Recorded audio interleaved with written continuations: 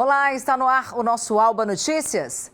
Hoje é segunda-feira, dia 12 de julho, e a partir de agora você fica por dentro das ações do Legislativo baiano e confere também informações importantes sobre o nosso estado. Veja os destaques desta edição.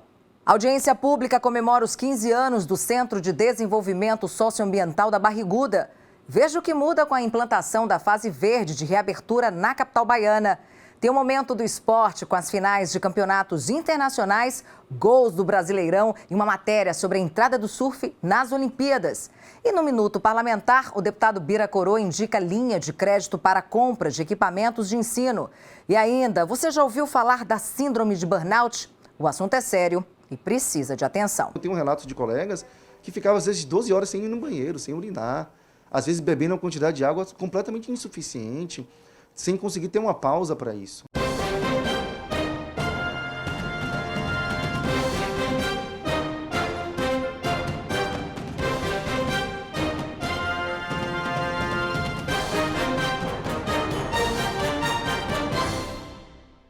Com o avanço da vacinação contra a Covid-19 e as taxas de ocupação de UTI mais baixas, Salvador entrou agora na fase verde do plano de retomada das atividades econômicas. E com isso, espaços como teatros, circos, centros culturais e praias estão com novos horários de funcionamento. A repórter Ila Saveira traz os detalhes. Olá, Ila, o que é que muda agora nessa fase? Oi, Narima. A gente está aqui no Rio Vermelho, considerado um dos bairros mais boêmios de Salvador, justamente para falar sobre o decreto estadual e municipal que agora vigoram até o dia 23 de julho, uma sexta-feira. Para começar, uma grande mudança foi a alteração no funcionamento de bares e restaurantes, que abrem 11 horas da manhã todos os dias e agora fecham 11h30 da noite. Com isso, ganharam 2 horas e meia a mais de funcionamento. Solenidades estão liberadas de acontecer para até 100 pessoas em toda a Bahia. Já festas particulares e públicas estão proibidas com qualquer número de pessoas. Shoppings funcionam praticamente o dia todo aqui em Salvador, das 10 da manhã às 10 da noite. E o comércio de rua fecha um pouco mais cedo, às 7 da noite. Ainda falando em Salvador, as quadras de esporte, praças públicas e parques de exposições funcionam em horários livres. Já os parques públicos, como o Parque da Cidade, por exemplo, funcionam de segunda a sábado. As praias ganharam um dia a mais de abertura e agora funcionam de segunda a sábado. A regra é diferente no Porto da Barra, que funciona de terça a sábado. Voltamos ao estúdio. Mas olha e lembre, viu? A pandemia ainda não acabou e o nosso compromisso com os protocolos que reduzem a disseminação da Covid-19 ainda precisa continuar. Use máscara, se mantenha aí com as mãos limpas e longe do rosto, viu? Olha, o Centro de Desenvolvimento Socioambiental da Barriguda, que leva esse nome em referência a uma árvore que é símbolo da resistência no semiárido nordestino, acaba de completar 15 anos e foi tema de uma audiência pública na última sexta-feira. O encontro foi promovido pela Frente Parlamentar da Agricultura Familiar da Bahia, presidida pelo deputado estadual Jacó. Principal fomentador de acesso e utilização sustentável da água da chuva, o Centro de Desenvolvimento Socioambiental da Barriguda contribui há 15 anos para a produção familiar de alimentos e promoção da segurança alimentar e nutricional das famílias de 135 municípios do semiárido baiano, alcançando Irecê, Chapada Diamantina, Vale do Jiquiriçá, bem como os territórios do Velho Chico, Bacia do Rio Corrente e Sertão do São Francisco. E a Barriguda nasce e se cria exatamente nesse ambiente, no ambiente da construção da convivência com o semiárido, no ambiente da construção da parceria com o poder público, no ambiente da implementação de políticas públicas que pudessem exatamente dialogar com esse conceito da convivência com o semiárido. Foram milhares de cisternas, captação de água de chuva, milhares de famílias beneficiadas. O Centro de Desenvolvimento oferece cursos de formação, assistência técnica e auxílio na implantação de cisternas de captação de água da chuva, tanto para consumo humano como para a produção de alimentos. A gente teve a honra de fazer parte dessas ações que contribuíram para melhorar a qualidade de vida dessas famílias que são sofridas, mas que com ações desse tipo, como as cisternas, os barreiros trincheiras, as barragens subterrâneas, os cursos de formação, a gente conseguiu estar levando conhecimento e dignidade para a maioria das famílias do Nordeste. O deputado Marcelino Galo lembrou da influência da entidade para a promoção cultural do semiárido.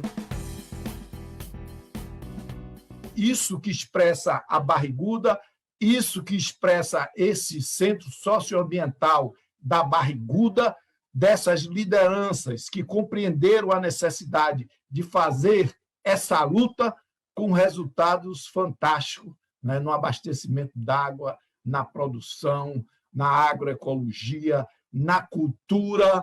Não se pode falar da resistência sem essa identidade que a cultura tem e a relação do homem com a natureza. Diversas autoridades estiveram presentes na audiência pública, entre eles o secretário de Justiça e Direitos Humanos, Carlos Martins. E a Barriguda é um exemplo, é um case de sucesso da implementação de políticas para a convivência com o semiárido. Esse semiárido tão sofrido, onde a Bahia tem quase a metade da sua população convivendo com o semiárido. E a Barriguda provou, e outras entidades, mas a Barriguda é um exemplo disso, que se tiver políticas públicas, se tiver recursos, se tiver ações concretas, nós podemos tirar as pessoas da agricultura familiar, as pessoas dos movimentos, o público quilombola, LGBT, idosos, juventude, de uma situação de vulnerabilidade social, colocando emprego, renda e condições dignas. De acordo com o governo da Bahia, este ano, o programa já implantou cerca de 300 cisternas em todo o estado. A ação prevê também a construção de 1.381 unidades em comunidades quilombolas de diversos municípios baianos, totalizando um investimento de R$5 milhões em cisternas. A trajetória da Barriguda foi e ainda é marcada por momentos belíssimos e de muita luta. E apesar de todas as dificuldades, a Barriguda resiste. Colher água, reter água, guardar a água quando a chuva cai do céu, guardar em casa, também no chão, e ter água se vier a precisão. A seguir tem o momento do esporte com futebol nacional e internacional e muito surf. O intervalo é rapidinho, o Alba Notícias volta já já.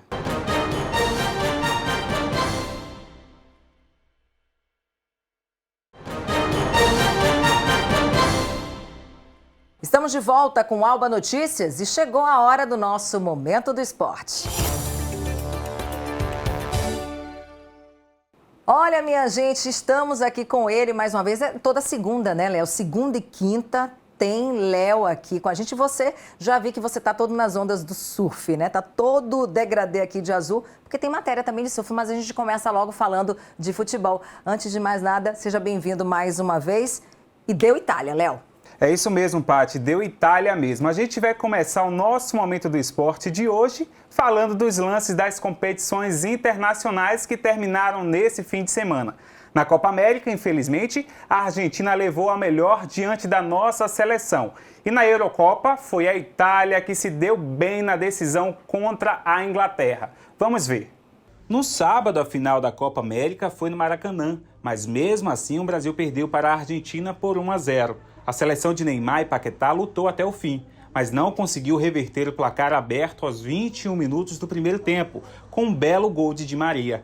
Com a vitória, a Argentina quebrou um jejum de 28 anos sem levantar uma taça e Messi pôde finalmente comemorar um título relevante pela equipe principal de seu país. Já no domingo, a emocionante final da Eurocopa foi disputada no estádio de Wembley, em Londres, diante de 60 mil torcedores testados ou vacinados contra a Covid-19. A Inglaterra foi em busca do primeiro título da Eurocopa, mas após o empate no tempo normal e na prorrogação por 1-1, a Itália venceu nos pênaltis por 3-2 e comemorou o bicampeonato na casa do adversário. E agora, falando de Brasileirão, o Bahia vai ter a semana livre. O tricolor perdeu para o São Paulo no sábado e o time volta a entrar em campo no próximo domingo. Vamos ver como foi esse jogo. Com muitos desfalques, o São Paulo sofreu para vencer o Bahia por 1-0 no Morumbi pela 11ª rodada do Campeonato Brasileiro. O único gol da partida foi de Lisieiro. Essa foi a primeira vitória do São Paulo em casa no Brasileirão desse ano. Já o Vitória empatou com o Confiança pela Série B. Vamos ver. Na Arena Bastião, Daniel Penha abriu o placar para o Confiança aos 6 minutos do primeiro tempo. E Pablo igualou para o Vitória aos 34 minutos da etapa inicial. Ele mesmo, Pablo, foi expulso aos 28 do segundo tempo após falta em Gustavo Ramos. Final, Vitória 1, Confiança 1. E a Juazeirense venceu o Sergipe em jogo pela 6ª rodada da Série D. Vamos acompanhar. Com a expulsão de Patrick, a Juazeirense disputou a partida com um jogador a menos. Mesmo assim, venceu o Sergipe pelo placar de 1-0, com o gol marcado por Ian aos 29 minutos do primeiro tempo. Final, Juazeirense 1, Sergipe 0. Pois é, que seja uma semana de descanso e preparação para os nossos times baianos que estão no Brasileirão. Paty, como eu prometi semana passada, hoje tem surf, viu? Faltam 11 dias para os Jogos Olímpicos e cedo eu fui lá em Jaguaribe conversar com Armando Daltro. Ele foi conversar com um dos principais professores de surf aqui que a gente tem na Bahia, campeão, né? Só que não deu praia, mas deu uma conversinha bem bacana. Vamos ver essa matéria, viu? Foi nos anos 2000 que Armando Daltro se consagrou campeão mundial de surf na divisão de acesso do Surf Mundial e conquistou o título. Mandinho, como carinhosamente é conhecido, começou a surfar aos 11 anos e hoje se dedica a projetos pessoais, como uma escolinha de surf. Para ele, ficar longe das praias não é uma opção. Passei por toda a carreira de atleta e hoje, além de continuar surfando, né, continuar me dando essa oportunidade de estar nesse ambiente maravilhoso que é a praia, surfando. E hoje tenho o maior prazer em estar passando tudo que eu aprendi para meus alunos, para os atletas, né, que estão me buscando para praticar também o surf competição. Em relação a competições internacionais de surf, Armando Daltro é o baiano que mais se destacou. Ele competia na categoria WQS. Essa é a primeira vez que o surf vai estar nos Jogos Olímpicos. E a expectativa do nosso campeão baiano em cima dos nossos representantes é muito grande.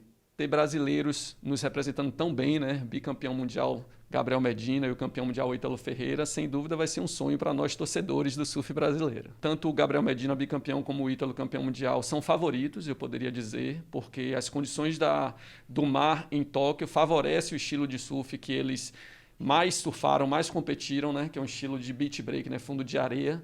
Não são ondas como Tahiti, não são ondas como Havaí, mas o surf mundial está bem equiparado e lá a gente vai ver os melhores do mundo. Mandinho, que faz parte da elite do surf mundial, diz que na Bahia os atletas ainda precisam de espaço e investimento, mas comemorou a entrada do esporte nos Jogos Olímpicos. Sem dúvida, todo atleta ele vai tendo sonhos, né? Eu, quando criança, eu gostaria de estar competindo no circuito baiano, eu consegui chegar lá, depois circuito nacional, sonhei com o circuito mundial diversas vezes e, graças a Deus, consegui alcançar a elite do surf mundial, competi por diversos anos. E ali no finalzinho da carreira começou a se cogitar, né, a participação do surf nas Olimpíadas. E isso é um sonho, com certeza, de todos os surfistas.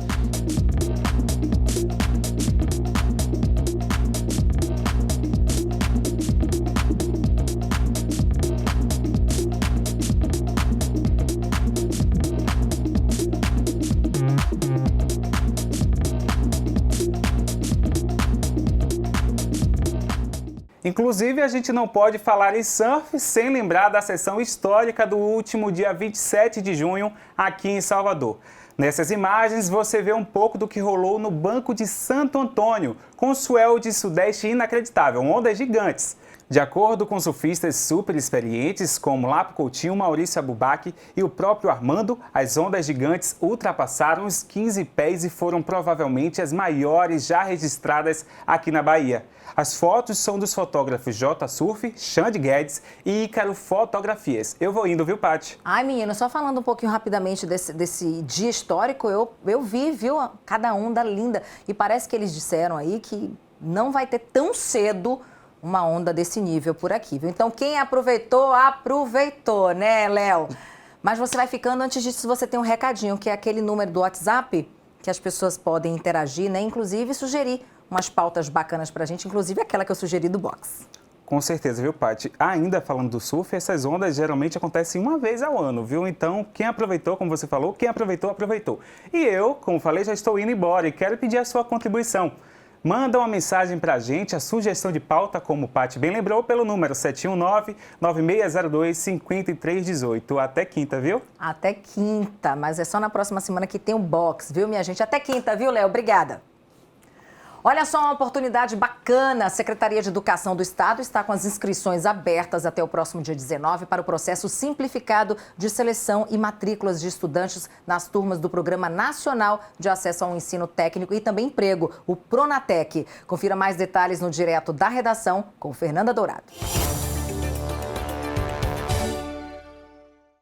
Oi, Nárima, é isso mesmo. 1.050 vagas estão sendo ofertadas para cursos de formação inicial e continuada na modalidade EAD, Educação à Distância. Os cursos são para assistente de recursos humanos, microempreendedor individual e promotor de vendas. A carga horária é de 160 horas e o objetivo do programa é promover a entrada e o retorno de jovens ao mercado de trabalho. Para realizar as inscrições e conferir os pré-requisitos, os interessados devem se cadastrar por meio do site educação.ba.gov.br. O ingresso nos cursos será por meio eletrônico, a ser realizado no dia 20 de julho, com resultado parcial. Já no dia 23 de julho, será publicado o resultado final, que poderá ser acessado pelo portal da Educação. Voltamos ao estúdio.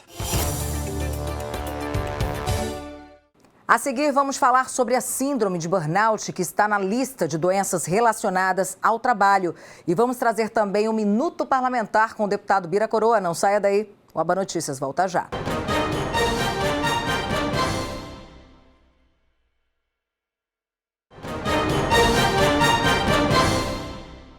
Voltamos com o nosso Alba Notícias e a gente vai falar sobre síndrome de burnout, que tem como principal característica o esgotamento físico no ambiente de trabalho e que tem aparecido cada vez mais, sobretudo nesse momento de pandemia.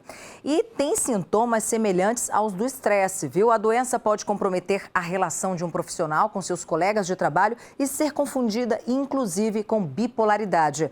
Saiba mais sobre este assunto para combater o preconceito e ajudar quem precisa. Sensação extrema de cansaço, dores no corpo e exaustão emocional. Assim, a advogada Márcia Moraes resume os sintomas que sentiu em 2015 por cerca de um ano, até que fosse diagnosticada com síndrome de burnout. Eu estava tendo uns ataques de taquicardia. Então, assim, eu chegava do trabalho em casa e vinha aquela descarga, assim, sabe? Sabe o coração parece que vai...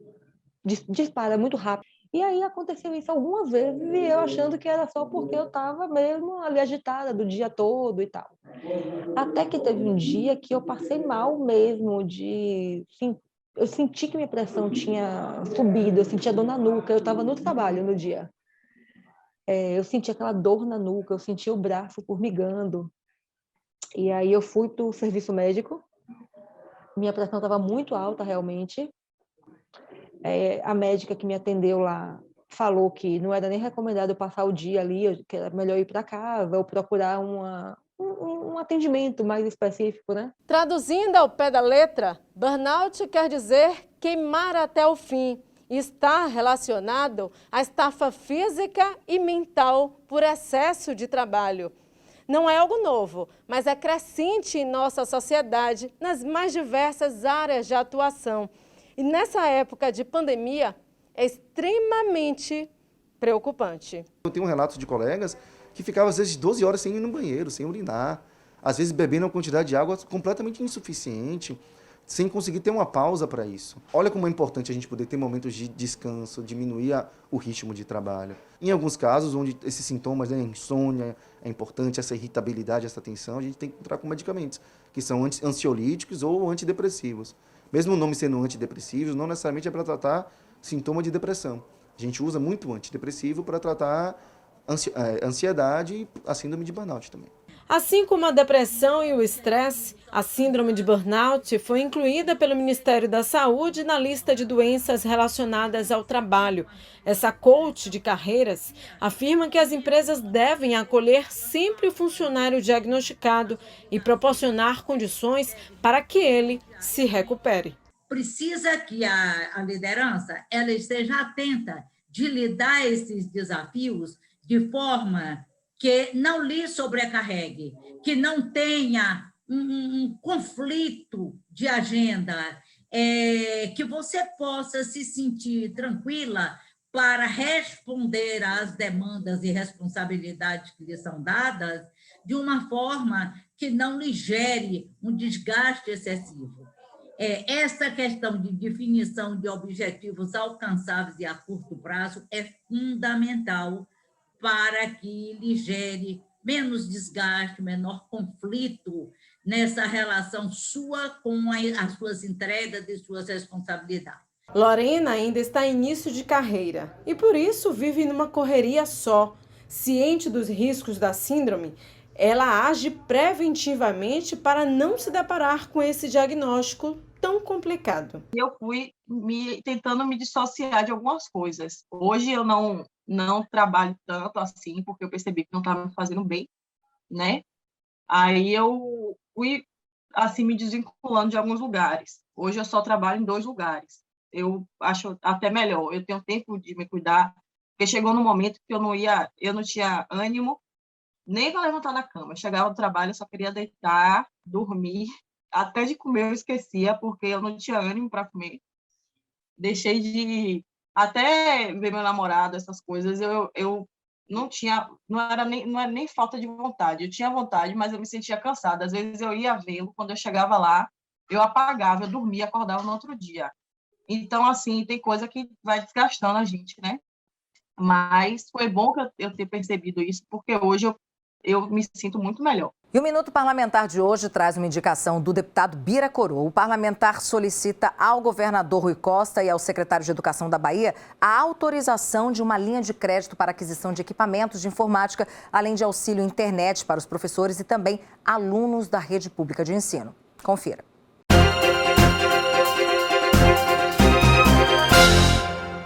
A indicação de um projeto de lei 25237 indica ao governo do Estado, através do nosso governador Rui Costa e do secretário de Educação Jerônimo Rodrigues, né, uma linha de crédito e incentivo para professores e estudantes para aquisição de equipamentos de informática, computadores e acessórios, né, e também, né, a manutenção de uma taxa mensal para uso da internet, para facilitar o acesso e, consequentemente, melhorar a qualidade da educação, do ensino, né, e enfrentar esse momento de muita dificuldade que estamos com a pandemia.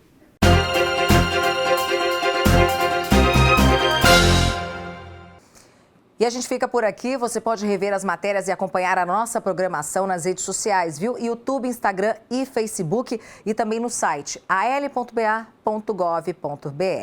Agora você já sabe, né? Para rever o Jornal na TV, fique ligado na reprise do Alba Notícias, sempre 7 horas da manhã.